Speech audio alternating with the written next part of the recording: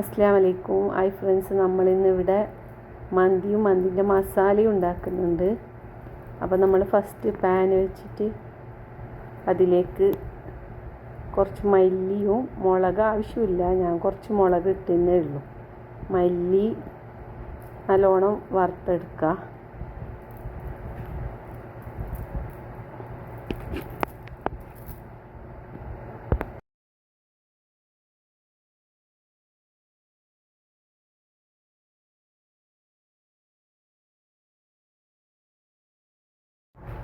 ഇതിൽ നമ്മൾ കുറച്ച് കുരുമുളകും പിന്നെ ഏലക്കയും ഒക്കെ ചേർക്കുന്നുണ്ട്. ഗ്രാമ്പൂ, പട്ടൻ്റെ ഇല എല്ലാം ഇതിൽ ആഡ് ചെയ്യുന്നുണ്ട്. 2-3 അല്ലി വെളുത്തുള്ളിയും കൂടി ആഡ് ചെയ്യുന്നുണ്ട്.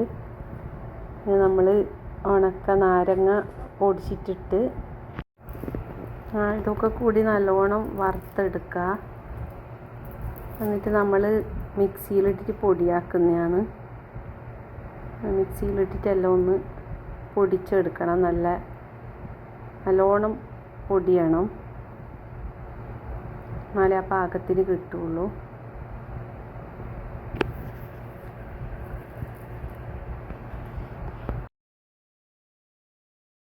നല്ല നൈസായിട്ട് പൊടിഞ്ഞ് കിട്ടി. ഇനി നമ്മളത് ചിക്കനിൽ നാരങ്ങയും കൂടി പിഴിഞ്ഞ് ചിക്കനിൽ മസാല പെരക്കുന്നതാണ്. കുറച്ച് ഒലീവ് ഓയിൽ ചേർക്കുക. ഏതെണ്ണ വേണമെങ്കിലും യൂസാക്കുക. നമ്മൾ ഒലീവ് ഓയിൽ ചേർത്തത്. അങ്ങനെ കുറച്ച് ഉപ്പും എല്ലാം മിക്സ് ആക്കിയിട്ട് നല്ല വൃത്തിക്ക് ചിക്കനെ നമ്മൾ ഇറക്കിയിട്ടെടുക്കുന്നതാണ്.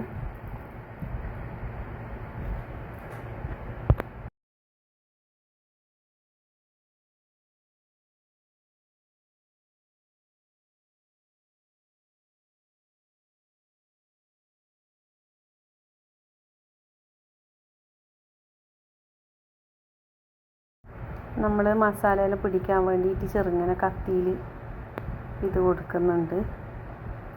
നമ്മളതിനെ അപ്പച്ചെമ്പിലിട്ടിട്ട് ആവിക്ക് വേവിക്കുന്നതാണ്. അങ്ങനെ വേവിച്ച് അതിനെ മറിച്ചിടുന്നു. ഒന്ന് മറിച്ചിടണം, എന്നെങ്കിൽ അതിൻ്റെ കരട്ടാവും വേവ്. അത് നമ്മൾ ചോറ് റെഡിയാക്കാൻ വേണ്ടിയിട്ട് എണ്ണ ഒഴിച്ചു. അതിനെ കുറച്ച് ഉള്ളി ഇട്ടു. ഉള്ളി നല്ലോണം വഴഞ്ഞതിന് ശേഷം നല്ലോണം വഴഞ്ഞ് കിട്ടണം. അതിനുശേഷം നമ്മൾ കുറച്ച് ക്യാപ്സിക്കം ഇട്ട്, കുറച്ച് വെളുത്തുള്ളി അരിഞ്ഞത് ചെറുങ്ങനെ അരിഞ്ഞതിട്ടു. പിന്നെ നമ്മൾ കുറച്ച് കുരുമുളക്, ഗ്രാമ്പൂ, പട്ടൻ്റെ ഇല, 2 ഉണക്ക് ചെറുനാരങ്ങ ഇതൊക്കെ ചേർത്ത് നല്ലോണം ഒന്ന് ഇളക്കി കൊടുത്തതിന് ശേഷം ചിക്കൻ സ്റ്റീം ചെയ്ത അതേ വെള്ളം തന്നെ 1 ഗ്ലാസ് അരിക്ക് 2 ഗ്ലാസ് വെള്ളം എന്നുള്ള പാകത്തിൽ ചേർത്ത് കൊടുക്കുക. പിന്നെ നമ്മൾ ചിക്കൻ മസാല ആക്കി അതേ പൊടി കുറച്ച് ബാലൻസ് വെച്ചിന് അതും കൂടി ആഡ് ചെയ്യുക. കുറച്ച് ഉപ്പ്, കുറച്ച് ചെറുനാരങ്ങ പിഴിയുക, 1 അരമുറി.